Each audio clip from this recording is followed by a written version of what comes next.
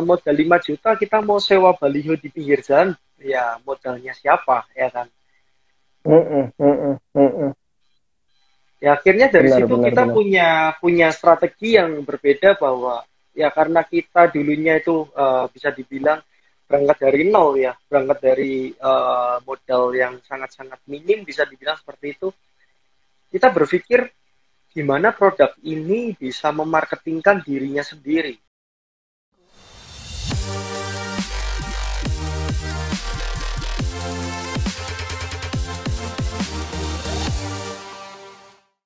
Oke, selamat malam Bapak Ibu semua ya. Followers setia The Consulting ya, Bapak Ibu. Jumpa lagi dengan kita The Consulting ya, Bapak Ibu ya. Malam ini kita akan bahas seputar bisnis kuliner, seputar apa ya? Ayam geprek ya, Bapak Ibu ya. Jadi ayam geprek ya. Satu makanan yang saat ini sedang booming lah. Bukan saat ini ya, kurang lebih setahun ke belakang lah, 1-2 tahun ke belakang benar-benar booming banget.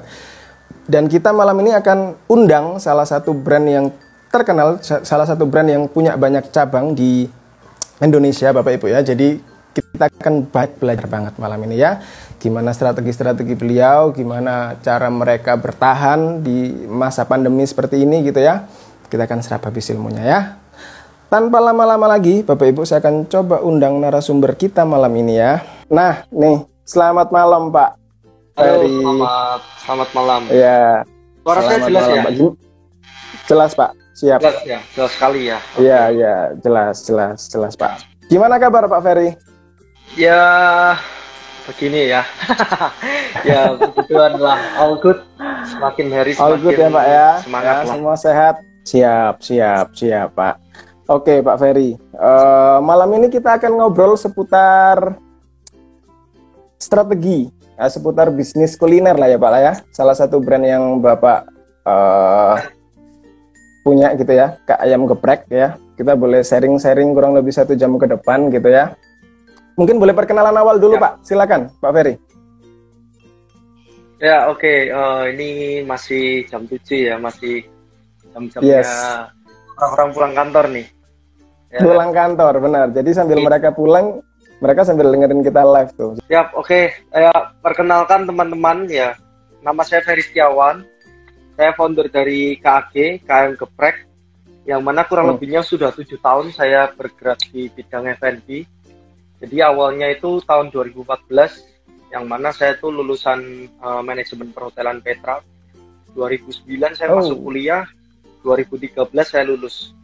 Ya habis lulus itu kurang lebihnya Agustus 2013, and then 2014-nya saya berpikiran untuk saya harus usaha sendiri nih, ya kan. Pada saat itu lulus kuliah saya kembali ke Solo karena saya asli Solo, dan akhirnya mencoba untuk merantau balik nih ke Surabaya.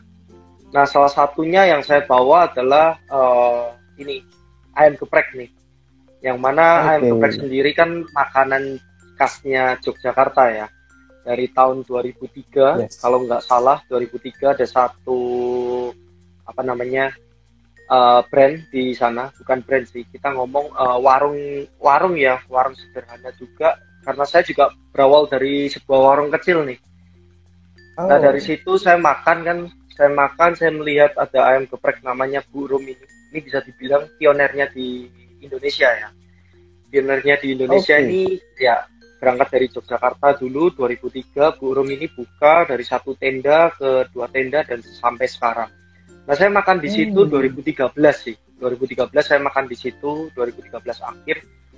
And then saya berpikir nih, yang mana bisa dibilang sama sambal ya kan. Ini suatu makanan yang udah jadi culture-nya di Indonesia. Nah dari situ terus saya berpikir nih, saya kuliah 4 tahun di Surabaya nggak pernah menemukan jenis makanan ini, ya kan. Sedangkan makanan ini tuh kita jualnya nasi ayam sambal, udah pasti diterima ini. Karena nasi ya orang Indonesia kalau nggak makan nasi belum makan kan ya. Makan Indomie aja kadang pakai nasi, ya kan. Benar. Nah, ya, oke, and then saya melihat peluang itu, saya menangkap peluang itu, saya bukalah di Surabaya dulu pada saat itu 2014 awal. Maret kurang lebihnya tanggal 18 saya buka, Pada saat itu saya umur 23 tahun. Setelah Oke. lulus kuliah 23 tahun, di tahun 2014 saya memulainya dari modal 5 juta. Ya kan, 5 juta jadi apa? Cuma jadi gerobak sama warung kecil lesehan gitu. Ya, kurang 5 lebihnya juta ya secara Pak ya, singkat start seperti awal itu. ya Pak ya.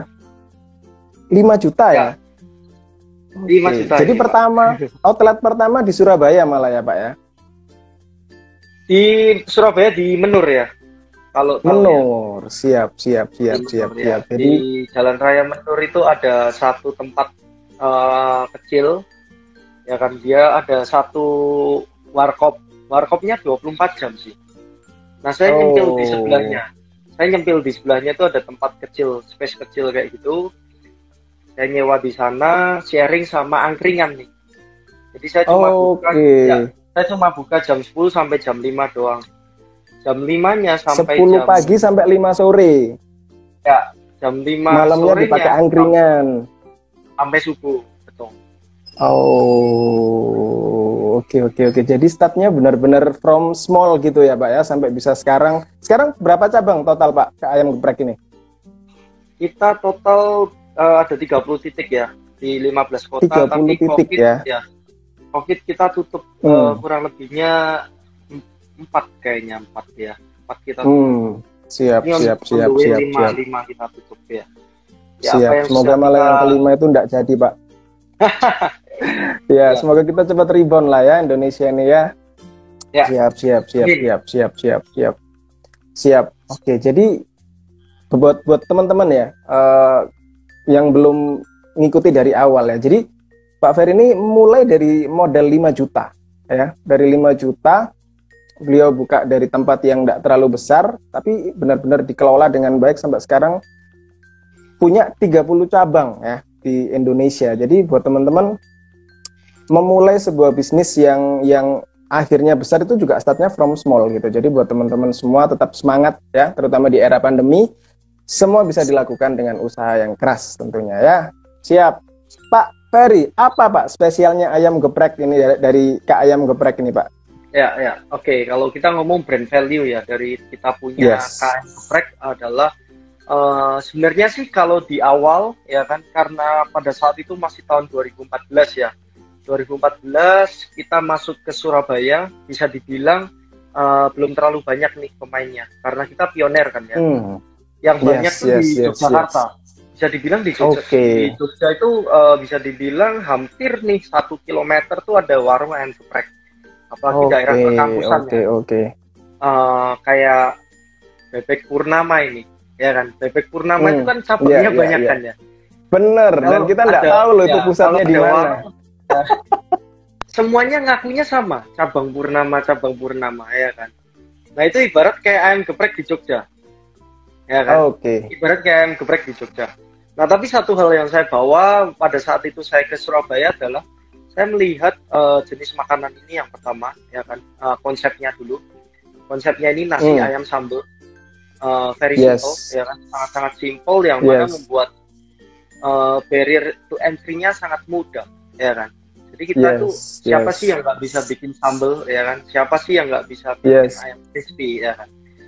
Tapi Yes. saya melihat di Yogyakarta pada saat itu yang saya amati dan tiru kemudian saya modifikasi adalah experience-nya, customer experience-nya yang didapat oleh customer ketika datang ke tempat kita.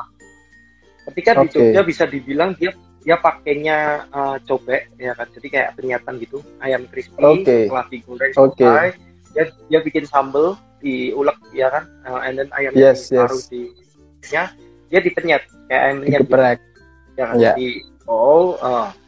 tapi kalau yang kita pakai itu kan ya apa namanya, teorinya kan amati, tiru dan modifikasi. Motif. Siap.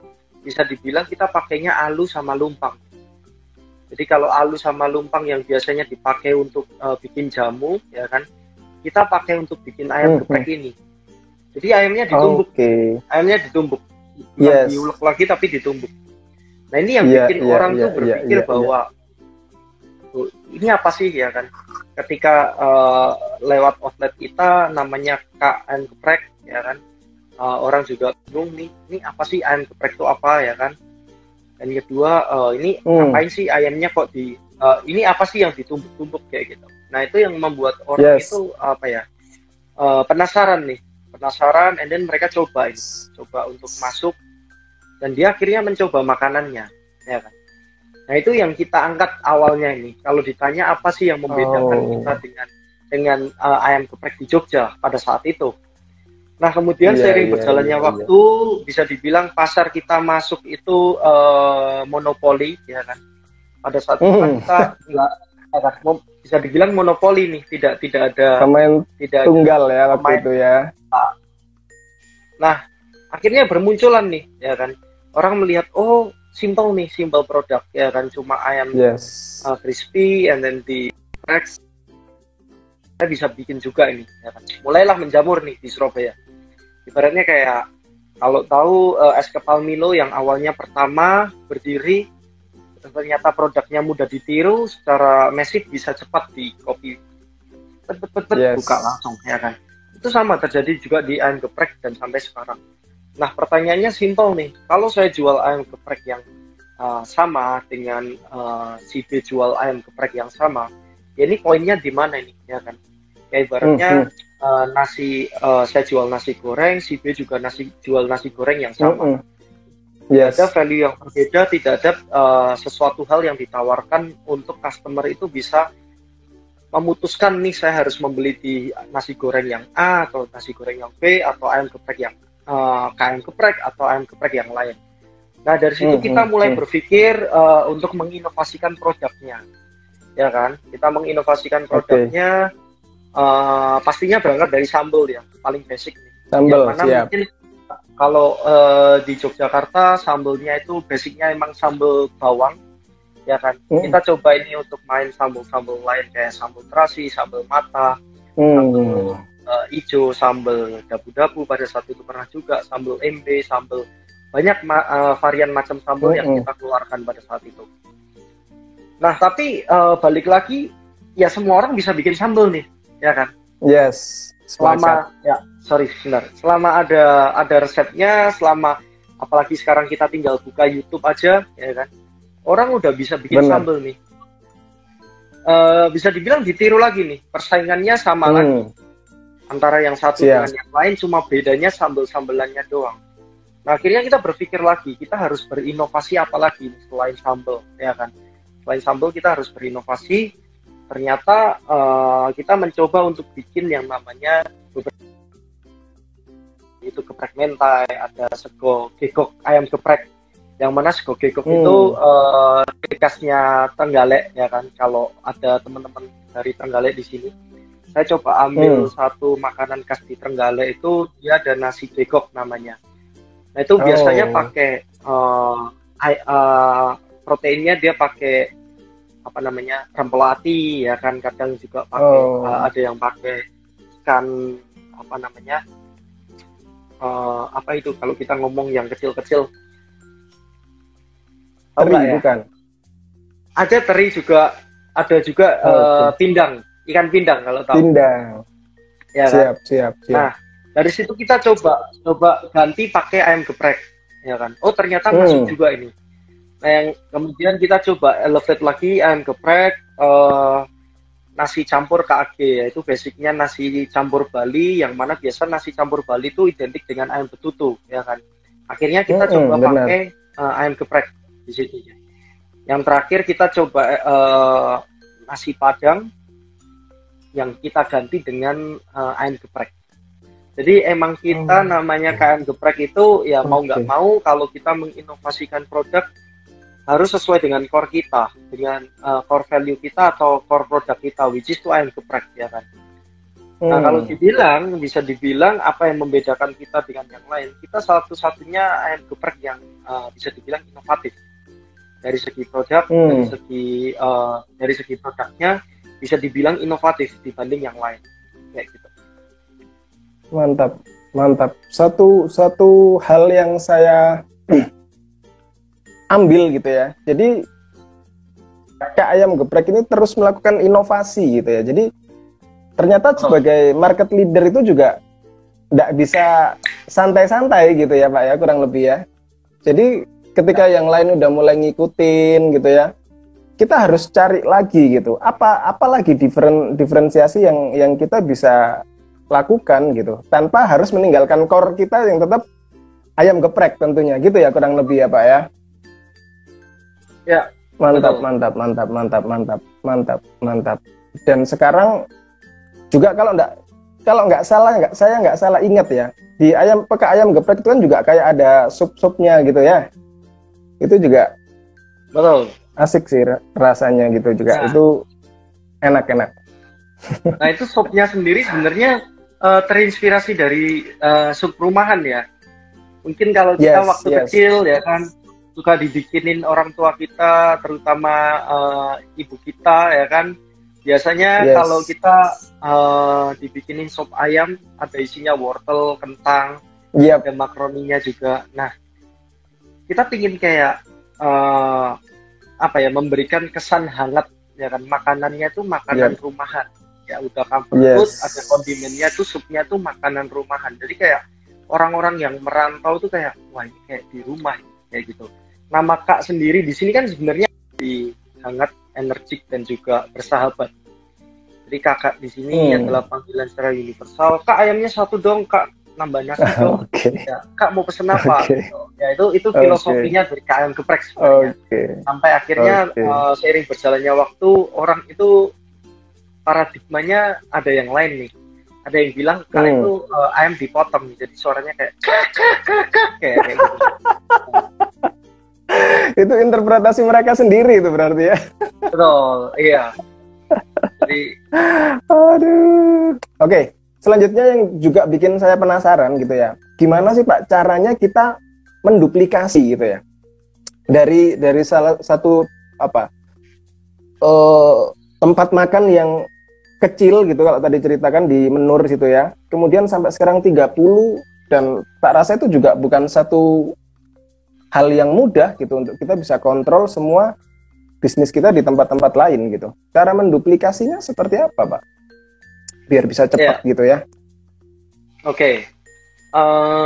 Semua sih balik lagi tergantung bisnis model kita ya. Yang di awal untungnya produk yang saya punya ini produknya bisa dibilang scalable. Karena ada beberapa produk yang emang dia nggak scalable. Jadi mau dibikin sesimpel apapun, dia nggak bisa diduplikasi atau bahkan dibikin secara massive. Nah, contoh beberapa produk yang nggak scalable tadi adalah produk-produk yang memang membutuhkan produksi yang susah ataupun skill yang lebih. Katakan nih kayak bikin cake nih, ya kan. Bikin cake ini kalau misalkan harus pakai yang marble dan lain-lain ya, sampai dihias dan lain-lain, itu sesuatu hal yang nggak bisa diduplikasi kan. Harus benar-benar ada skillnya dan juga benar-benar on the spot kita bikin pada saat hari itu juga. Sedangkan kalau makanan-makanan yang bisa diduplikasi, contohnya misalkan kayak ya paling gampang lah ayam geprek ya kan, kita udah bikin ayamnya udah dimarinasi, udah dikatakan dari marinasi pun sudah ayamnya udah digoreng setengah matang. Intinya balik lagi ke bisnis model kita ini, kita memang mau mainnya massive atau memang bisnis model yang memang tidak bisa diduplikasi, ya kan.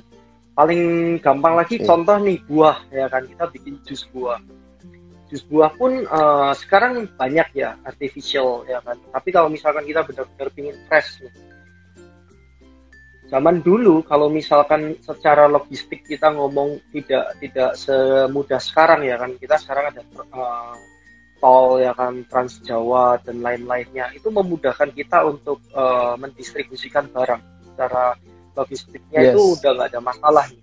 Tapi zaman dulu udah susah untuk kirim barangnya, apalagi kalau buah itu kan musiman ya kan.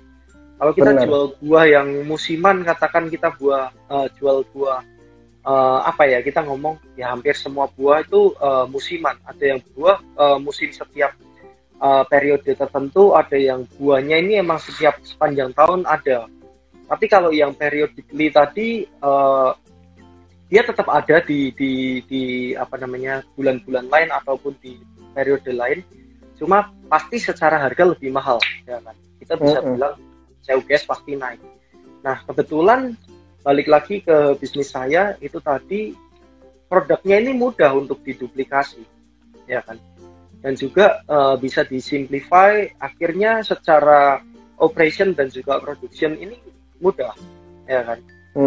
Nah, dari satu titik tadi saya mencoba untuk pindah tempat karena memang jadi dari tempat yang kecil tadi saya mencoba untuk pindah tempat yang lebih besar karena demand-nya saya coba simpulkan, tarik data di awal, kita buka 2 bulan kurang lebihnya di tempat yang pertama kali, itu demand-nya lumayan, bisa dibilang 2 bulan ya Pak ya?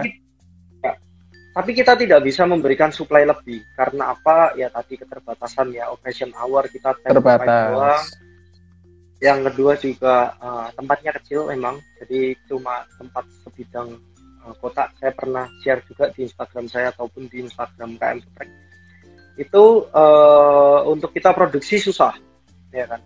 Untuk paling kita satu jam bisa cuma jualan katakan 20 itu udah maksimal, ya kan? Bagus. Karena emang pada saat itu tidak punya stok sama sekali. Kita cuma emang benar-benar berdua. Jadi saya kebetulan dengan partner saya berdua dan kita melakukan itu semua. Jadi produk sendiri ya, nyapu ngepel sendiri, semuanya kita lakukan sendiri. Nah, sampai akhirnya kita beranikan diri untuk pindah tempat tadi. Nah, dari situ kurang lebihnya 1 tahun nih kita pelajarin dulu. Karena apa? Karena emang kita nggak punya basic nih. Ya, satu basic bisnis nggak ada. Yang kedua basic F&B juga nggak ada. Kebetulan kita masuk ke bisnis pertama kali udah langsung F&B. F&B bisa dibilang complicated juga untuk apanya ya, bisa dibilang flow-nya, operation-nya dan produksinya dan lain-lain semua complicated nih. Banyak hal yang harus diurus, ya kan, banyak hal yang harus diperhatikan. Nah, ini akhirnya membuat kita mencoba untuk 1 tahun kita benar-benar pelajari sistemnya dari A sampai Z seperti apa. Nah, dari situ mulailah tawaran mulai muncul kan. Sebenarnya banyak sih tawaran mulai bermunculan ketika kita emang buka pada saat 2014 itu. Di 2015 mulai banyak tawaran untuk buka di macam-macam tempat. Karena kita tidak ada basic tadi dan kita tidak ada pengalaman, akhirnya kita coba beranikan diri dulu nih, buka di Bali. Kita malah justru cabang pertama buka di Bali nih. Cabang pertama Bali ya. Kita bikin sendiri perjanjiannya seperti apa, ya kan? Kita trial error juga, masalah pengiriman, masalah bahan yang dari pusat, bahan yang emang dibebaskan di sana. Kita coba trial error sendiri. Nah, dari situ akhirnya kita coba perbaiki dan sampai sekarang kayak gitu. Cuma kalau dibilang sekarang dengan yang dulu itu sangat berbeda ya, cara mainnya dan juga bisnis modelnya juga berbeda karena dunia ini kan sangat dinamis ya. Hari ini trennya A, katakan besok trennya udah B. Hari ini cara mainnya seperti ini, besoknya cara mainnya udah berbeda lagi. Apalagi sekarang pandemi membuat kita benar-benar sekarang going online, ya kan, pure 100% online ini bisa dibilang seperti itu. Apalagi kalau kita udah ada kebijakan pemerintah yang mengharuskan kita ini no dine in at all, ya, kita mau ngapain lagi, ya kan, ya mau nggak mau kita harus shifting ke online dan ya intinya kita harus agile dan adaptif sih dengan kondisi perubahan yang berbeda-beda, ya kan. 2014 belum ada yang namanya Instagram, ya kan. Instagram pada saat itu baru masuk, nggak ada yang namanya live kayak kita sekarang ini, nggak ada yang namanya nggak ada yang namanya Instagram Ads, nggak ada yang namanya Facebook Ads. Kita sebar brosur ya, door to door, ke kampus, ke kos-kosan, ke perkantoran, ke bank-bank. Sekarang tinggal duduk manis bikin kontennya, bikin desainnya, atur ads, ya kan, atur dashboardnya, kita setting, and then so far kita bisa dari rumah aja udah bisa sebar brosurnya tepat sasaran nih. Zaman dulu kalau kita mau sebar brosur, jadi ya kali orang mau baca, ya kan, ya kali orang mau baca. Orang Indonesia itu kan malas baca kan, baru dikasih brosur belum dibaca udah dibuang, ya kan. Nah ini sekarang kayak berlomba-lomba untuk bikin iklan, bikin konten yang menarik supaya orang pun juga betah untuk melihatnya kayak gitu. Sampai akhirnya pesannya ini tersampaikan. Gitu. Ya kurang lebihnya Mantap. seperti itu. Intinya produknya harus bisa simplify karena kita ingin Yes. secara bisnis ini scalable gitu. Itu di masing-masing cabang itu Bapak taruh satu orang kepala gitu ya buat mantau, buat menjalankan, atau seperti apa Pak sistemnya? Ya, kebetulan kita ini kan bukan bisnis franchise ya. Jadi di awal emang kita memutuskan untuk tidak bermain franchise, ya kan? Yes. Karena visi kita pinginnya itu main long term dan juga visionnya masih jauh ke depan. Akhirnya kita memutuskan untuk bermitra atau kita ngomong partnership ya. Jadi setiap outlet itu bisa dibilang ada local partnernya, partnernya masing-masing. Nah, dari local partner tersebut dia yang lebih aktif ya untuk daily operationnya. Day-to-day-nya mereka lebih aktif di sana dan kita sebagai pusat di sini untuk support sistemnya sih dari segi branding dan juga dari segi QC bulanan dan lain-lain seperti itu. Nah sampai di tahun 2021 ini ya kan, karena yang dulunya kita selalu bisa dibilang kalau buka outlet itu selalu carinya ruko yang memang ukurannya besar. Karena zaman dulu nggak ada yang namanya online delivery kan, ya kan? Nggak ada online delivery, orang mau makan mau nggak mau jam istirahat kantor, jam pulang kantor, jam pulang katakan pulang sekolah ataupun istirahat kampus juga orang datang nih untuk makan. Kalau sekarang ya panas dikit aja udah di dalam kantor, mager, ada promo, buka handphone ya kan, udah pesan langsung. Yes. Seperti itu.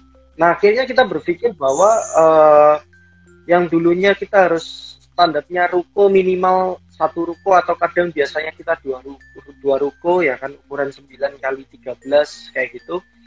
Atau mungkin 5 kali 15. Kita sekarang lebih ke mainnya itu kita jalan sendiri alias kita owning sendiri, kita operation kita handle sendiri ya kan. Dan juga outletnya lebih kecil nih, jadi lebih ramping lagi.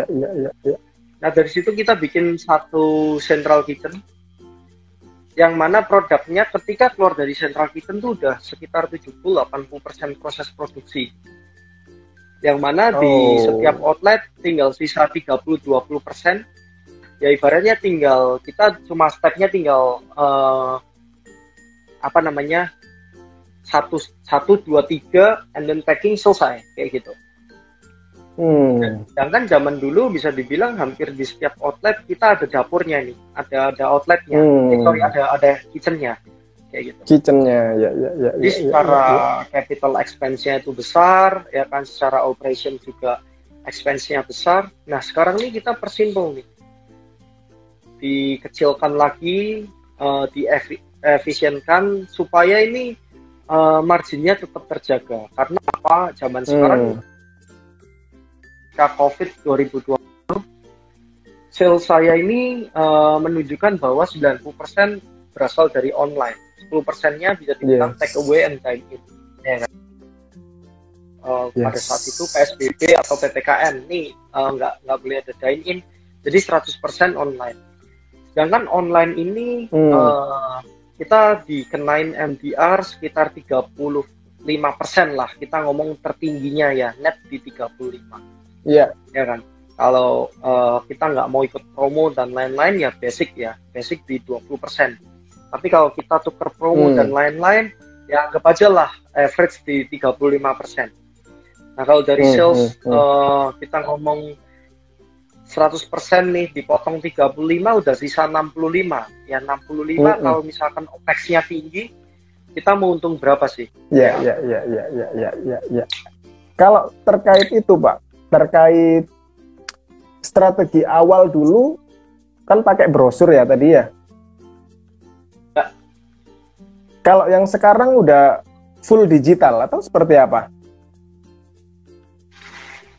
Bisa dibilang kita udah lama nggak pakai brosur sih, ya kan? Karena semenjak digitalisasi, ya kan, dan juga ya orang Indo ini kan ya seperti yang saya bilang tadi, males baca, ya kan? Males baca. Even kita bagi brosur pun kalau tidak ada sesuatu embel-embel yang kita kasih nih untuk dia bisa tarik traffic ke tempat kita, pastinya juga belum baca aja udah dibuang nih, ya kan?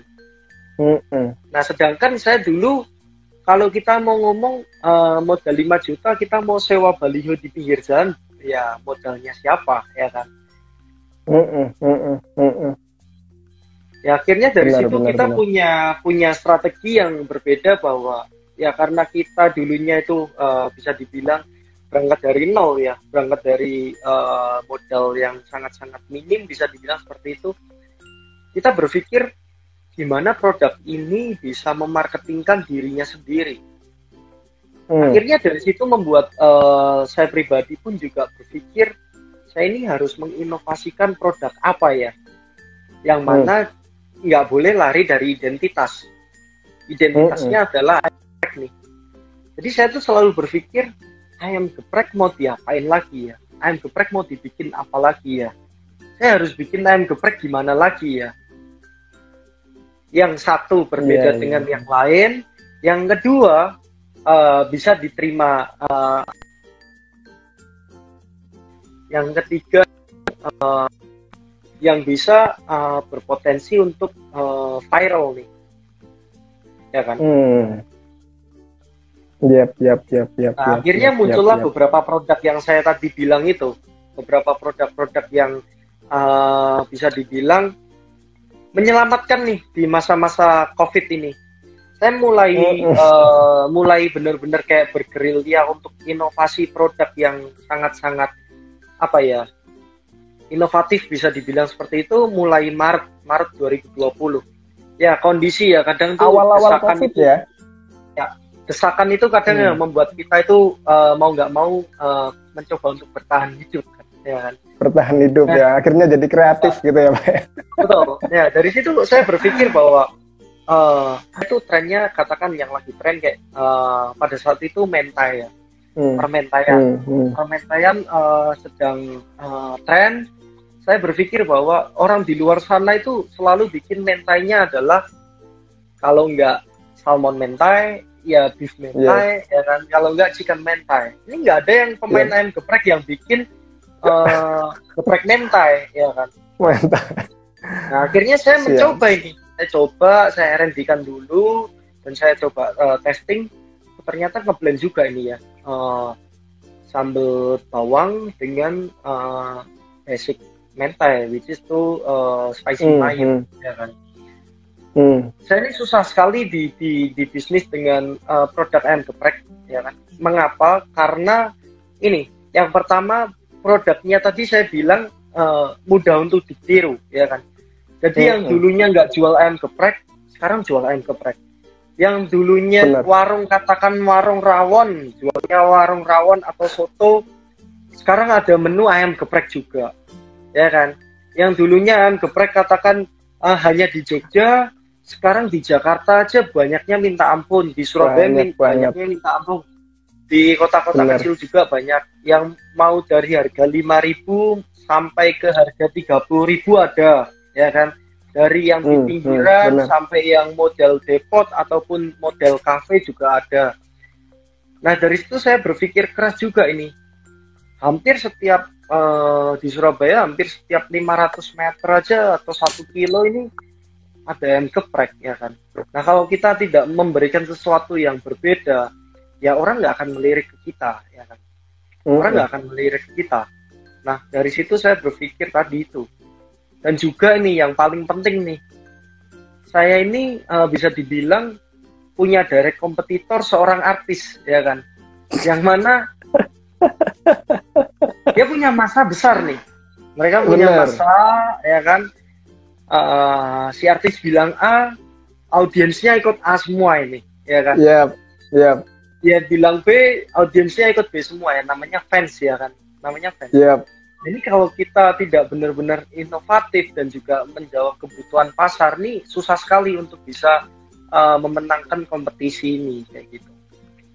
Ya, tapi balik lagi ya, setiap brand dan juga setiap produk itu punya fansnya masing-masing, ya kan. Even McD dan KFC juga ada orang yang sampai sekarang saya lebih suka KFC. Ada orang yang bilang saya lebih suka ayamnya McD. Sedangkan McD itu McD emang terkenalnya bukan ayamnya sebenarnya, burgernya, ya kan. Tapi kalau KFC emang dari awal dia emang basicnya adalah ayamnya. Kalau saya pribadi juga lebih suka ayamnya KFC daripada ayamnya McD. Ya kan. Nah, ini sama halnya di ayam geprek, ya kan. Sama halnya di ayam geprek. Punya fansnya masing-masing. Saya suka ayam gepreknya si A, saya suka ayam gepreknya KM Geprek, saya suka ayam gepreknya si C misalkan kayak gitu, ya kan. Cuma bagaimana kita bisa memperlebar market kita dan juga menjaga customer kita ini supaya loyal ke kita. Ya, melebarkan market kita dengan cara ya menjualkan sesuatu yang emang menjawab kebutuhan pasar saat ini, ya kan. Dengan mengikuti tren, ya kan, kita berinovasi. Tapi bagaimana kita menjaga mereka supaya mereka tetap loyal dengan brand kita ataupun dengan produk kita? Ya tentunya balik lagi ke produk kita pribadi, ya kan. F&B is all about product and service, ya kan. Pada akhirnya pun juga F&B adalah produk dan jasa yang dijual. Ketika kita punya produk oke, tapi kita tidak punya cara marketing yang cukup oke, bisa dibilang seperti itu, apakah produk ini tidak bisa terjual? Bisa, tapi butuh waktu, ya kan? Tapi kalau kita punya produk katakan nggak oke nih, tapi marketing kita jago ini, ya kan? Jago untuk jualan. Pertanyaannya, ini bisa boom nggak? Bisa. Bisa cepet nggak? Bisa. Tapi setelah orang coba, dan ternyata produknya biasa aja nih misalkan, atau not okay nih, ya kan. Ya, mereka nggak balik. Mereka nggak balik, nggak akan ada repeat order, dan akhirnya mereka akan sharing experience nih bahwa saya makan di sini atau saya beli testimoninya kurang oke gitu ya. Ternyata seperti ini loh. Jadi sama-sama pentingnya ini, ya kan. Benar. Sama-sama pentingnya nih antara produk, service dan juga marketing. Ya kalau zaman dulu sih produk dan service ya, tapi sekarang tambah marketing. Karena zaman digital ini semua orang pada cari informasinya lebih mudah, ya kan, lebih mudah dan tak terbatas nih, ibaratnya seperti itu. Ya kan, dulu nggak perlu buka toko, sekarang open PO aja, kita toko lewat online atau kita cuma bikin landing page-nya di Instagram aja udah bisa jualan, ya kan. Ini marketing juga penting zaman sekarang, bukannya tidak penting ya, tapi juga penting. Namun banyak pemain F&B yang lupa bahwa the core is the product itself. Ya. Mantap. Pak, kontrol atas semua outlet yang kita punya gitu ya, yang dipunyai ke ayam geprek itu, sistem kontrolnya seperti apa, Pak? Apa ada pakai program tertentu atau seperti apa gitu? Oke, ya untuk controlling sih tadi seperti yang sudah saya jelaskan di awal bahwa kita ada beberapa produk yang emang dari pusat ya. Contohnya ini kayak misalkan bahan bakunya, ya kan, bahan baku yang emang kita jaga dari pusat, which is to tepung bumbunya, marinasinya, ya kan. Itu salah satu yang bisa menjaga kita ketika outlet kita ini banyak, ya kan. Dan yang kedua adalah SOP-nya ini, standarnya SOP-nya yang membuat kita bisa dibilang ini untuk standar produknya dari outlet satu ke outlet yang lain, harusnya kita bisa minimalisasi errornya ini, ya kan. Nah, yang terakhir ini yang sebelum kita ya silakan lanjut, Pak. Yang kerjakan sekarang ini ya central kitchen. Kita ada satu central kitchen di Jakarta untuk cover area Jabodetabek. Karena di Jabodetabek kita sekarang punya 12 titik, ya kan. Sedangkan kalau yang untuk area Jawa Tengah dan Jawa Timur, kita semua berangkat dari Central Kitchen Surabaya nantinya. Jadi barang yang keluar pun semuanya udah dibikin setengah jadi, yang tadi saya bilang sekitar 70-80%. Di outlet tinggal bisa dibilang tinggal step akhirnya doang kayak gitu. Itu yang membuat kita bisa standarisasi setiap produk kita. Kayak gitu. Cuma memang ada beberapa produk yang tidak bisa distandarisasi, ya kan? Yang memang harus finishingnya ataupun proses produksinya di setiap outlet kayak gitu. Nah, kalau misalkan memang seperti itu, ya mau nggak mau kita harus berikan yang namanya SOP yang jelas, dan juga kalau kita ngomong produk ya MOC yang jelas, ya method of bookingnya, standard operationnya, dan lain-lain kayak gitu. Mantap. Jadi buat teman-teman sebelum mulai melangkah ke arah franchise, mungkin ke arah kemitraan gitu ya, pastikan teman-teman punya SOP yang jelas gitu ya. Jadi biar tahu prosedur yang dijalankan itu seperti apa gitu. Juga mungkin kontrol keuangan mungkin juga perlu ya Pak ya, terkait pembukuan seperti itu mungkin ya. Ya. Yes, jadi terkait pembukuan segala macam juga itu penting, karena kontrol stok segala macam juga bisa dilihat dari program gitu ya. Oke. Kita lanjut ngobrol lagi ya Pak. Ini ada yang tanya nih dari Dian Orlando ya. Outlet Kertajaya pindah kemana Kak Fer tuh? Ditanya ini langganan tuh. Aduh, ya. Jadi kebetulan emang ini sedikit cerita sedikit ya. Jadi outlet Kertajaya itu bisa dibilang outlet yang setelah kita pindah ya dari Menur ya kan, kita pindah ke Kertajaya itu yang di Dharma Wangsa, ya kan. Nah, kebetulan emang ini harusnya tidak saya ceritakan di sini ya kan, karena emang ceritanya pasti bakal panjang nih, 1 jam nggak cukup. Panjang. Ya, panjang ya. Jadi intinya KM Geprek secara brand akan kita tutup ya, dan juga kebetulan emang outlet pertama kita pun juga akan kita tutup nih. Nah, kenapa kok akan kita tutup? Dan outlet yang pertama pun juga akan kita tutup. Nah, itu nantikan video yang nanti saya akan posting dalam minggu ini lah kurang lebihnya. Mantap. Tuh, ya. Sudah dikasih spoiler ya. Nanti dipantengin aja tuh di Instagramnya Pak Ferry ya. Intinya sih tantangan terbesar Pak. Ya. Oke, lanjut Pak. Tadi ada yang mau disampaikan mungkin. Lanjut aja enggak apa-apa. Ya, intinya kita ada internal problem yang membuat kita memutuskan menutup outlet kita yang pertama ini gitu. Siap ya, pantengin aja lah pokoknya ya. Nah, ini pertama kali kenal Kak Ayam Geprek dan Kak Ferry di Kertajaya soalnya. Nah tuh banyak yang nanya ternyata ya. Jadi teman-teman nanti pantengin aja lah, karena panjang nanti, kita bisa sampai malam nanti ya jelasin itu. Oke, pertanyaan selanjutnya buat saya yang menarik, apa sih tantangan terbesar dalam menjalankan bisnis Kak Ayam Geprek ini Pak? Ya, ini bisnis KM Geprek atau bisnis kuliner nih pertanyaannya nih? Atau bisnis kuliner spesifiknya ke Kak Ayam Geprek deh. Oke, siap. Ya, kalau kita bisa bilang bisnis kuliner ini kan suatu bisnis yang bisa dibilang complicated juga ya, karena kita berhubungan dengan people di dalamnya ya kan, baik secara internal maupun eksternal nih, kita benar-benar kayak berhubungan langsung dengan manusia dan manusia ya kan. Ya, tentunya secara tantangan luar biasa bagaimana kita bisa memanage semua divisi ini ya kan. Sebagai pimpinan, sebagai leader di sini pun juga kita harus berpikir gimana kita bisa menjalankan sistem ini dengan baik supaya tercipta kerjasama dan komunikasi yang baik pula ya kan.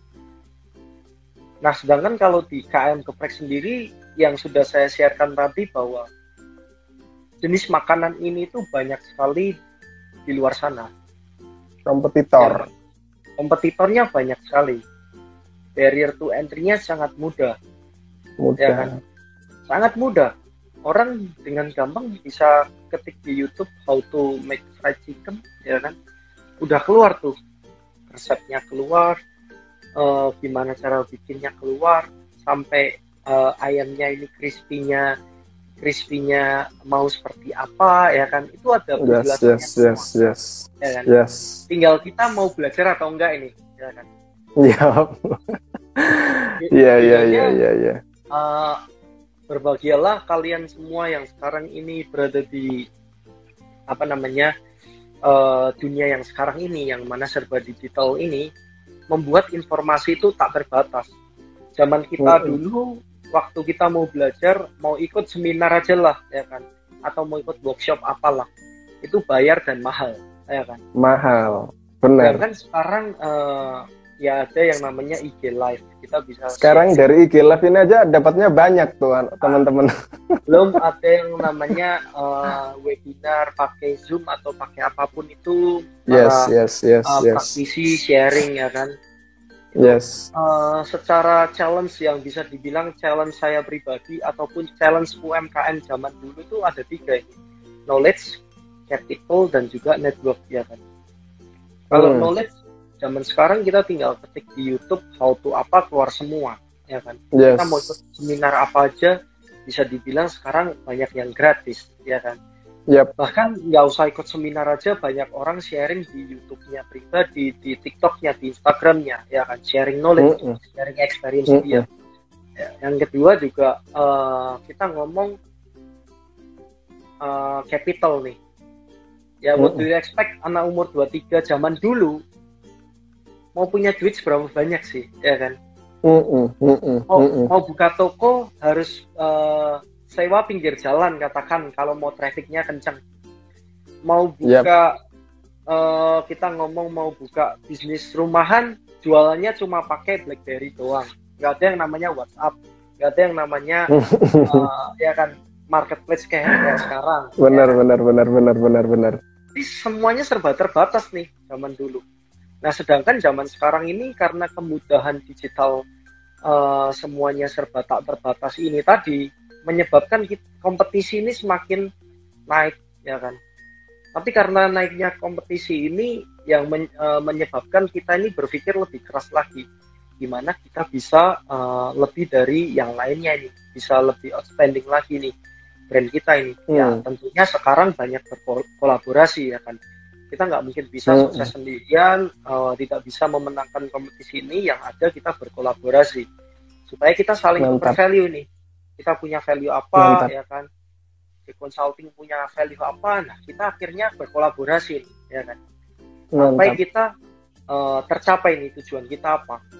Nah, cuma yang membedakan antara ayam geprek yang satu dengan yang lain, ya kan, selain tadi inovasi produknya, karena saya percaya selama manusia punya lambung, bisnis F&B tidak akan pernah mati.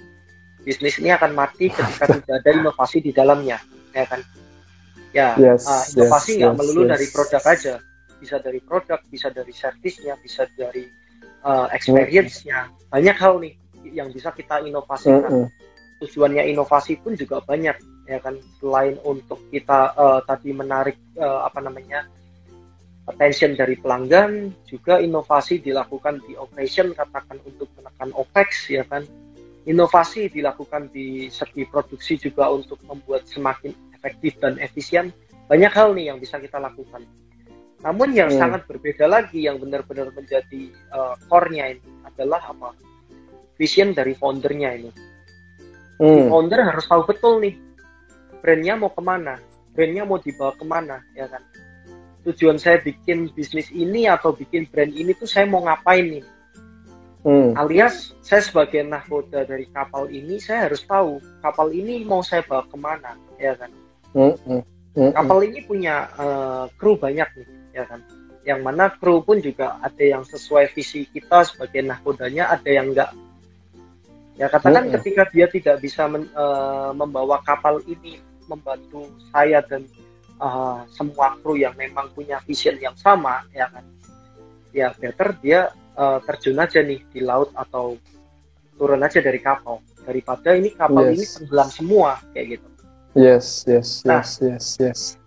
visi dari foundernya sendiri, vision dan goals-nya ini yang membuat brand ini terus bertahan dan berkembang, ya kan?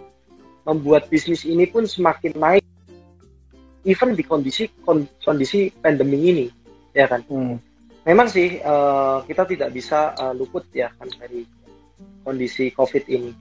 Cuma yang membuat kita bisa bertahan dan juga bisa melewati ini, ya tentunya semangat kita dan juga tadi vision kita itu.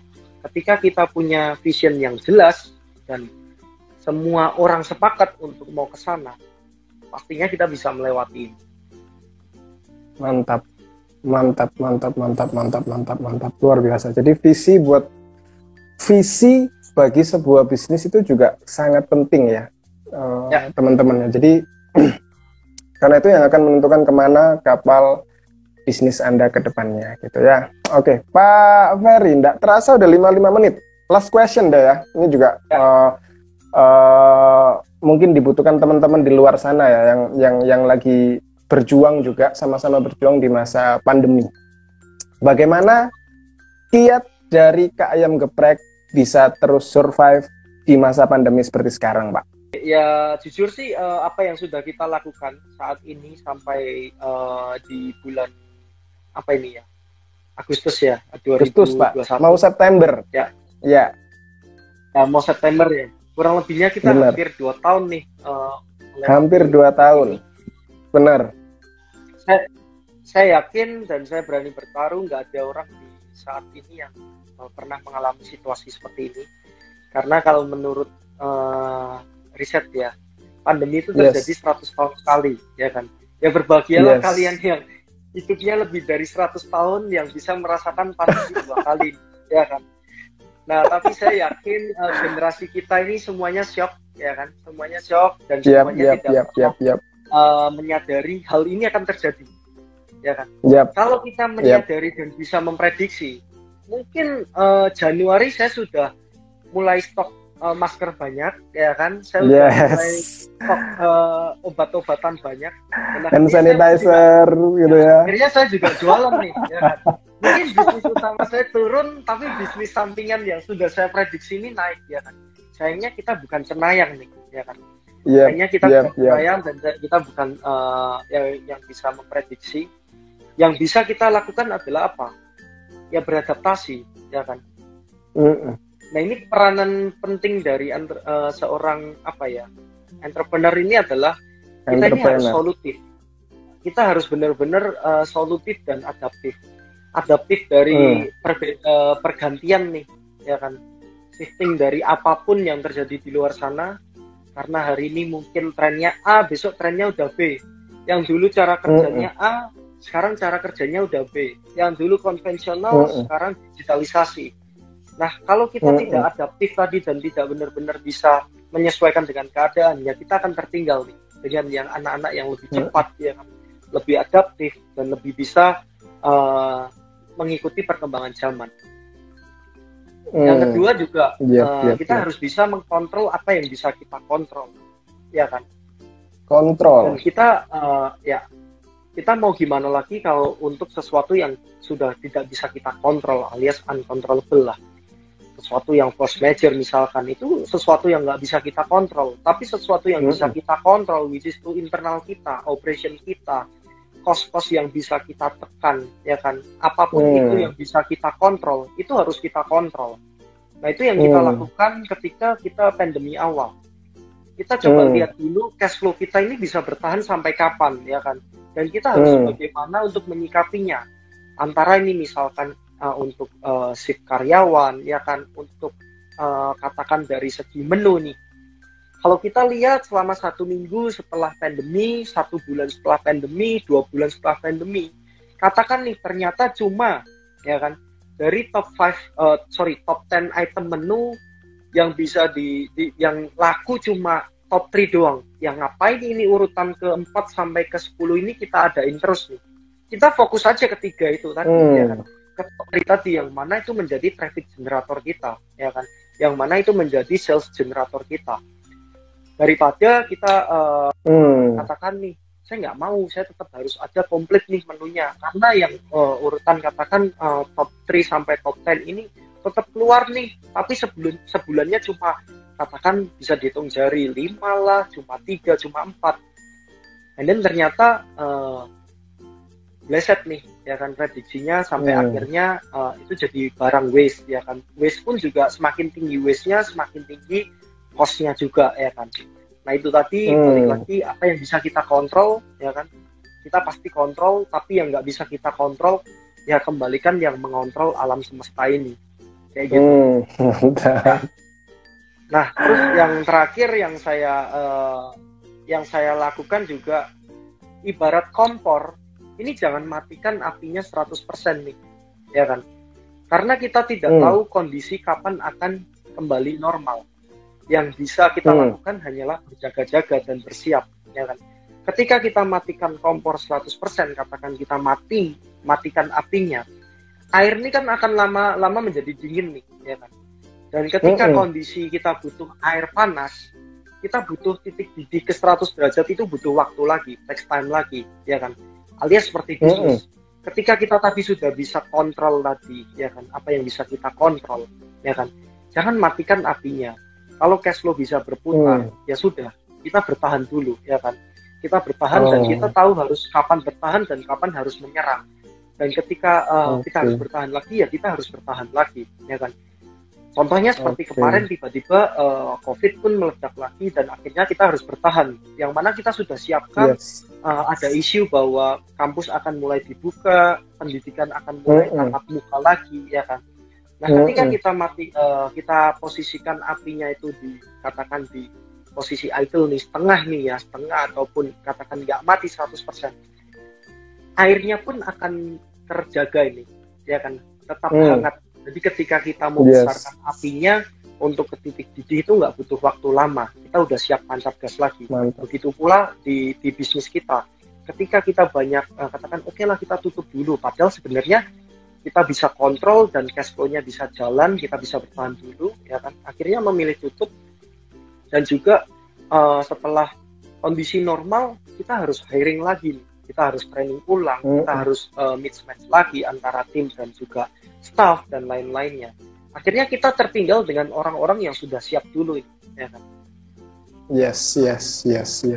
Jadi tetap siap gitu ya, maksudnya siap lari gitu ya. Betul. Ini ada satu pertanyaan nih, Pak Ferry. Ya, boleh. Dari Steven Godai. Mau tanya Kak, untuk Kak Ferry ya, sistem kemitraan yang dilakukan untuk buka cabang, pembagian dengan mitranya bagaimana Pak? Ya. Ada SOP atau MOU berapa persen katanya tuh? Wah, detail banget ini pertanyaannya.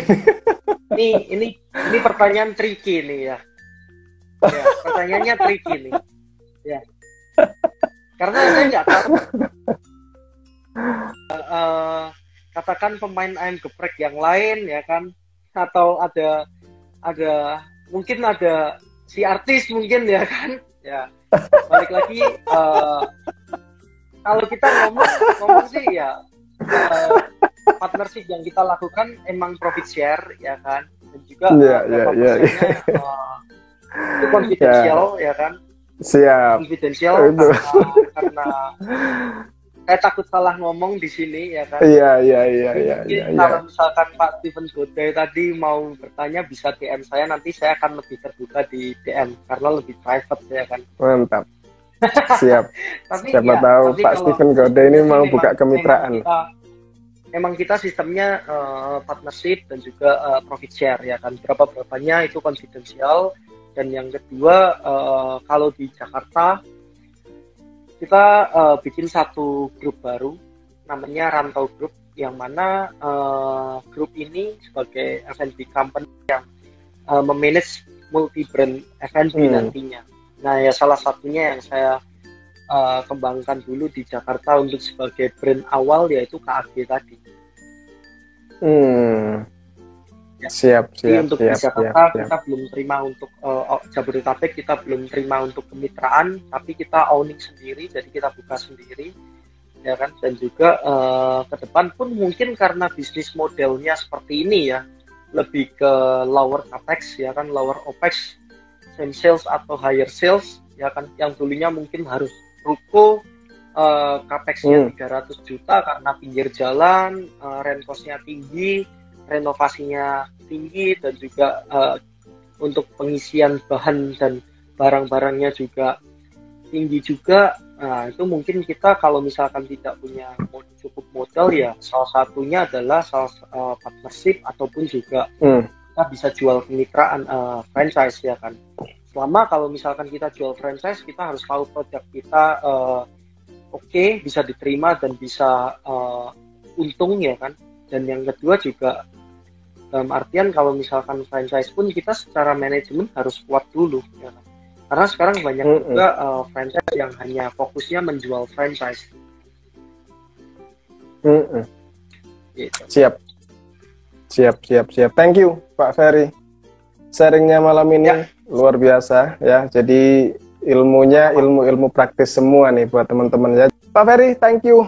Luar biasa sharingnya malam ini. Sukses Pak buat semua bisnisnya dan sehat selalu buat Pak Ferry. Ya, sampai jumpa di next kesempatan. Ya. Salam sukses. Siap Pak, thank you.